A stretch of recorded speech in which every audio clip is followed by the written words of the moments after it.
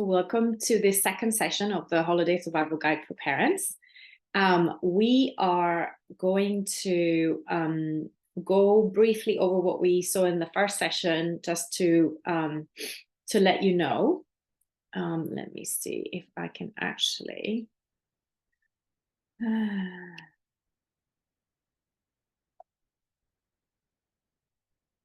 If I can actually work the, here we go. I think I need this as well. I am a mindfulness teacher. I like to start off any presentation or any facilitation I do with a very simple mindfulness exercise, which is to take a pause and breathe.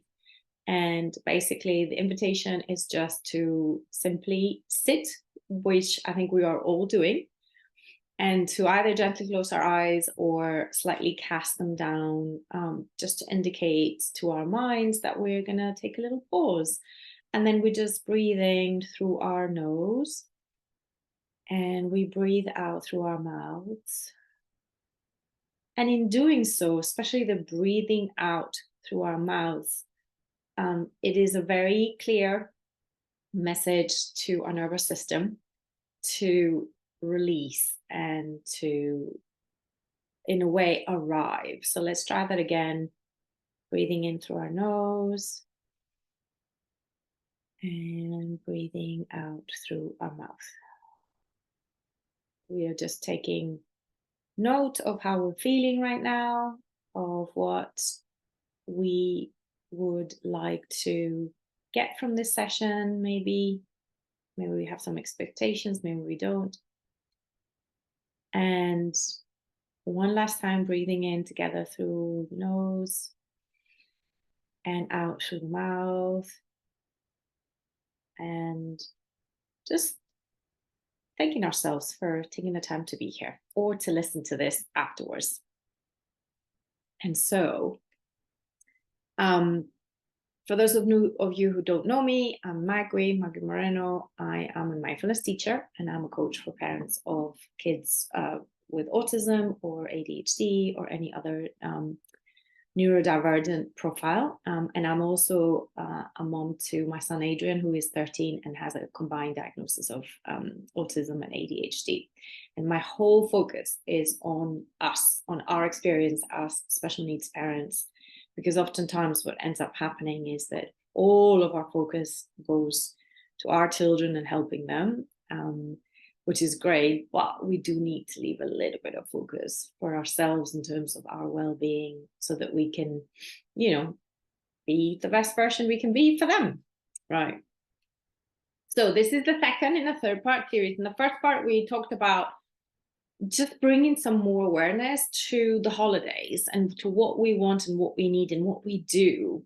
The second part, the second session is about adjusting. So how do we release? How do we say no? How do we change, negotiate? And how do we communicate? And in these verbs, it's kind of like really the key of how to adjust. Before you adjust, you need to know what it is that you want. And in order to adjust, you need to know what you're going to stop doing, what you might add, what you might still do but change, whether in intensity or whether in terms of with whom you do it or when you do it. You oftentimes need to negotiate and communicate. And these two verbs are particularly tricky oftentimes because the holidays are filled with social and family commitments. And so when anything changes on our part, we have to sometimes take into account other people's views and also communicate with them and sometimes negotiate with them. So in next week's session, we're going to, I'm going to give you some ideas to commit, because oftentimes we don't do this work of identifying and then deciding that we're going to do things differently. But even when we do, oftentimes we don't commit to it, or, we do the work to decide, yes, we're going to do things differently this year, but then we don't do them differently. It kind of, our intentions fall through the cracks. So that last session is all about, well, how do we actually put this into application? How do we apply this? How do we commit to this and actually carry it through? And I'm just going to give you some practical mindfulness tips. Okay, so in that first session last week, we talked about why can holidays feel so stressful for us as caregivers and parents, and for our autistic children, and also our non-autistic children if we have them. We talked about what we may want and need for ourselves, again, for our autistic kids and for our family. And I think it's important to distinguish these three things, because oftentimes we conflate them and then we don't have enough clarity. And oftentimes ourselves is not even part of the equation at all. We're just thinking in terms of our kids and of our wider family, but not necessarily of ourselves. And I give you just a really simple exercise to identify three things to either add, to take away, or drop, and or to change. And my biggest tip here for any of this is to start with the feeling. How do we want to feel? I think that really makes a difference. If we can be clear about how we want to feel, because oftentimes we start with the to-dos, but we don't start with how is that going to make me feel? How is that going to make our children feel? You know, how is that going to make our family, the ones that live with us, feel? So this session is all about adjusting. So again, it's about releasing, which sometimes includes delegating. It's about prioritizing. It's about negotiating and finding compromises, and it's about communicating. And the key word here is, or the key adjective or adverb actually, is assertively. How do we communicate assertively? Because oftentimes we do communicate, but it tends to be passive aggressive, or in maybe less wise ways, which can also be the origin of a lot of conflict. So to start off, on top of what we said last week about why holidays can be so stressful for everyone, I wanted to also, I think, highlight this, which is that doing less can be really difficult, because it seems to go against the grain of what the holidays seem to be all about, which is more. Oh, we need to have more fun. We need to do more things. We need to decorate more. We need to cook more. We need to eat more. We need to drink more. We need to be more, merrier. And so to change or have a sort of shift in paradigm instead of more or less can be really difficult. And it can sometimes feel like we're missing out, and it doesn't have to be this way. Because at the end of the day, it's also about mixing. We might do some things more, like, for instance, have gatherings or socialize, but that does not mean to say that we need to do everything more. So we can also pick and choose. And here's the first kind of set of questions. How do we say no? How do we release? Releasing is usually hard because we don't want to say no to others, or we don't want to say no to our own expectations of what should be happening. So some of these questions can be uncomfortable, but I think they're actually quite helpful. Is this really necessary? Is this really enjoyable? Do we or do I have to do it? Do I or do we have to do it this way? And do we have to do it now or this year? Because again, we oftentimes assume that every year we have to do the same things, and it's not the case. We can also just put let's say, a temporary moratorium on something and say, well, this year we're not going to be, spending the night away from our house, or away from our home. We're not going to stay in someone else's, our parents or our in-laws' house. That does not mean to say we're never, ever going to do that again. It just means that this year we're not going to do it for whatever reason. Do we have to do it this way? Oftentimes this is the case with gifts. Do we really need to give several gifts to all our family members? Can we gift in other ways? Can we gift experiences instead of things? Can we do secret Santas where everybody just gets one gift, not from everyone else, but just, from a common pile? There's just a lot of things that we just continue doing on automatic pilot that we don't question, that are oftentimes worth questioning. and can then make it easier to say no or say yes, or simply release things and stop doing things, or do them in a different kind of combination. So how do we, again, the first step is always to have clarity about what it is that I want to do instead of, or what it is that I want to give up on, or what it is that I want to do less of or more of, and how do we mix it?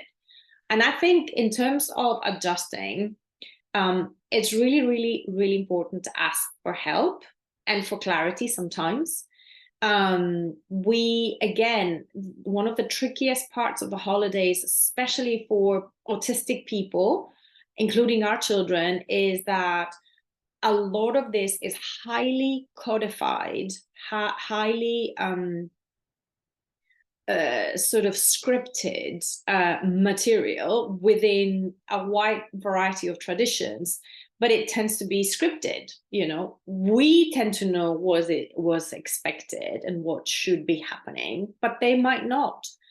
And so bringing clarity, which includes asking for help or asking for clarity about what it is that's happening, no matter how many years we have done it in a particular way, just not assuming that we have to do it in a particular way, or that other people have to do it in a particular way. Doing it differently, delegating, I think this is also a big one. As our kids get older, involving them more in activities that they can take on themselves, or at least having their input. And then this is more of a productivity hack, the whole batching, kind of putting similar tasks together and doing them can be a time saver. If you do decide that you want to cook a lot of, that you want to do a lot of baking, for instance. But I think the main point here that I wanted to kind of put on the table is that, again, a lot of conflicts and miscommunication, and to be honest, crises in terms of emotional and sensory crisis with our kids come from the fact that we are not explicit in what we expect and what we assume. So not assuming that others can read your mind. This oftentimes is very much the case, especially with mothers and with parents that take on a lot of extra sort of activities like cooking, like baking, like decorating. If you are stretched, don't assume that other people know that you are stretched, even if to you it's very clear that you're struggling. Say it out loud, ask for help, express the need that you're struggling, express the reality that you're struggling, and if the others don't offer help, ask for it. And if the others refuse to help, and sometimes that is the case because they're also very busy, or because it's not their cup of tea, it's not their kind of thing, then question whether you absolutely have to do that if you can't do it on your own and with your current level of energy. I think when we engage with others in clarification and communication of assumptions and expectations, a very positive byproduct of that is that we get more clarity for ourselves. And hopefully the other ones get more clarity as well, but definitely for ourselves. And here I want to bring the issue of the emotional need for control, which, again, we all have it. There's nothing wrong with it. We all need it. Just the invitation here is to pay attention to this emotional need that things be just so. This tends to rear its sometimes ugly head, quite often during the holidays, because, again, of all the assumptions and all the standards, and because, quite frankly, we're being bombarded never endingly, just constantly, by marketing about what our Christmas or our holidays should look like. So that can lead us into perfectionism. It can lead us into comparing ourselves endlessly. it can lead us into unrealistic, or let's say not so ecological standards. And what I mean by this is costly, not just in terms of money, but in terms of energy as well. Yes, maybe you would love to have a winter wonderland of like light decorations in your house, but maybe you simply just don't have the time. Or maybe you are being triggered by a bit of a competition with the next door neighbor, just bringing awareness of what's actually making us want these things. And the grass is always greener. It always is, and it always will be. What you think other people are doing and why they're doing it better, or why they have it easy because they don't have an autistic kid, and why you think, or the fact that you think that they're having more fun than you is actually oftentimes not true. Again, all of these are very subjective. So you might think other people have it easier, or other people have it more in control, or other people are doing it better and having more fun, but that is seldom the case, because from their own point of view, they're probably thinking about someone else who's doing it better than they are. So let's look at prioritizing. And again, to do this, first you have to identify the non-negotiables for your family, and that must include your autistic child's needs. So prioritizing how appreciation and love are expressed, I think this is a big one, because again, people assume that, for instance, gift giving is how we express love and appreciation for a loved one or a family member or a friend. And that is not necessarily the case. It is one way to express appreciation and love, but not the other. Hugs or kisses or physical contact. Some of our kids are being asked to hug what to them are pretty much almost strangers, people they don't see very often, sometimes only once a year. So again, just bringing some more clarity about how we are expressing, or how we're assuming that love and appreciation needs to be expressed, okay? An important one, exit strategies. And this has to be agreed in advance. An exit strategy is not an exit strategy if you're basically just rushing through at the moment of crisis, or at the moment that you feel you need to leave. So when what are the telltale signs that our children are nearing overwhelm or even collapse, or are quite frankly just done? What are some of the telltale signs that maybe we are done? What do we do if we are at home and we have people visiting? How do we let them know that we're done and that they need to leave very politely? If we're in someone else's house, how do we signal amongst ourselves with our spouse or significant other or older children that it is time to leave? All of these things, it really pays to think them through beforehand. And also it pays huge dividends to think about how we handle conflicts or crises. And especially with our kids, and especially if a lot of these things are more meltdown and collapse related due to sensory overload, to inform others in advance that, look, we might need to leave at the drop of a pin or the drop of the hat. We might need to leave really, really quickly. And this is not, we are not being rude. This is just, this is what happens sometimes with our kid. And when that happens, we need to get out and let him or her get away from what is overwhelming him or her. Keeping some kind of routine when possible is really, really important. And I think it is very possible, even when we're not staying in our own house. We do have some level of decision-making about bedtimes and about certain activities that we normally do, when in daily life, when it's not holidays. And then again, prioritizing how we do some things together, but maybe not everything together. Negotiating, okay, another big one. So I mentioned this earlier, asking and honoring to the extent possible your autistic child's preferences, and obviously your other children's preferences as well, if you have them. Involving everyone in decision making about what we do as a family, as a unit, to the extent possible, obviously depending on their age and their profile. But everybody will have an opinion about something, whether they can communicate it verbally or not. And everybody will have preferences about certain things. So being aware of that is really, really important. Divide and rule with your partner, if possible. It shouldn't be, it is possible, and if it is possible, and I do think it is possible to decide that, okay, well, I'm going to take, Johnny to this thing, and you can take Sarah to that thing, or, coming up with workable ways to enable everyone to at least have a few activities of their choosing without necessarily feeling like you have to do everything together. But also being choosy and picky and taking cues from our autistic kids about the kinds of things that actually are not really for us or for our family.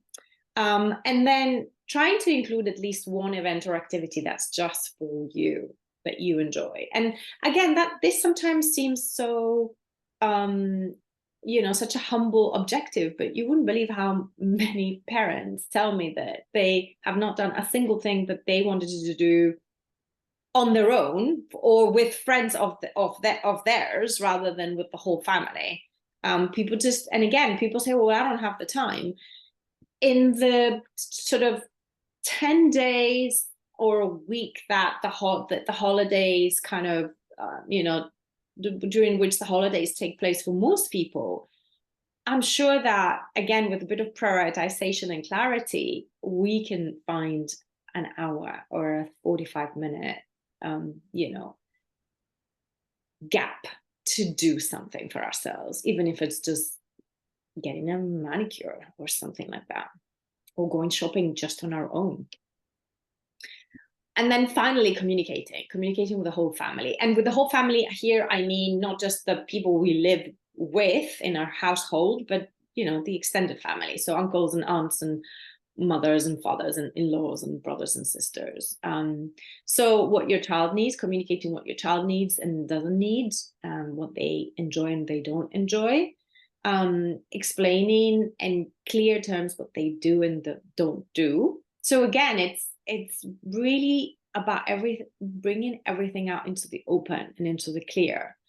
And realizing that setting boundaries, or basically communicating needs and do's and not do's or don't do's, is not disrespectful or unloving. That communicating is about making assumptions explicit, putting them on the table, and that helps everyone understand. And if they don't understand, then and you have tried to explain, then there also comes a point where you have to acknowledge that you've done your bits of it, that you've done you've carried out your responsibility, and the responsibility to take it from there now rests with the other person, which brings me back to this other point about owning your emotions, but not taking on others' emotional needs, or not to the extent that we sometimes do. Understanding them, being empathetic is one thing. Feeling like you need to fulfill someone else's emotional needs is something else. And there is a difference between our children, whether they're autistic or not, because we do have to oftentimes co-regulate emotionally with them. We help them co-regulate. And the emotions tend to be extremely contagious in a way. Our nervous systems are attuned to each other. But that's one thing. And it's something else to feel like you have to do that for your mother or your father-in-law. They are adults, and they should have their own emotional resources to be aware of and regulate their own emotions. And if they don't, then quite respectfully, that is not really your problem. And sometimes I find that it's very helpful to have scripts of what to say to difficult relatives, or let's say relatives with whom you have a difficult relationship, which again is not just their problem, it's, it's a relationship issue, right? So there will be something that you bring to that relationship that makes it difficult too. And sometimes dealing with difficult situations with relatives and others that we don't see very often is about is sometimes it's just about being able to not get triggered by them, which I know is easier said than done, but just to kind of, as we get to the end of these slides, just this point about remembering that this can be a difficult time for our autistic kids, as well as for us sometimes, but especially for our autistic kids because of all the sensory onslaught, the change in routines, and sometimes the lack of structure. And they do need us to co-regulate. So again, anything you do to bring clarity to you as the adults making decisions about how we spend our time during the holidays is always going to benefit your kids. So the exercise that I wanted to leave you with is actually, it's got three parts. So the one is, the first part is just to identify one activity that you want to do for yourself, whether it's on your own or whether it's with a friend, but something that you would see as a treat for yourself. The second part is, something that I find very useful is to grab half an hour with my husband and sit down and think and talk out loud about, okay, what are we going to do this year? Who's going to handle this? Who's going to handle that? What could be the, main flashpoints? Basically, it's almost like a quarterback date, how are we going to strategize? And it really helps to get clarity, and also to negotiate and communicate, and maybe even sometimes pinpoint conflicts before they even arise, because again, of differences in expectations and assumptions. And that can oftentimes lead us, especially as a team, if we do have a partner, to be able to identify the non-negotiables much more clearly. And that is usually a really important key in all of this. What do we not want to miss out on, that is realistic, that does depend on us, not on others? Because if it's a non-negotiable but it depends on others, then it's going to be a source of frustration, because in many ways you're basically giving others the power to fulfill a particular non-negotiable. So it needs to be something that you can control to a certain extent, that you can decide upon. So yeah, and I'm going to stop the recording here, and I would love to just chat a little bit more about all of these and maybe brainstorm together.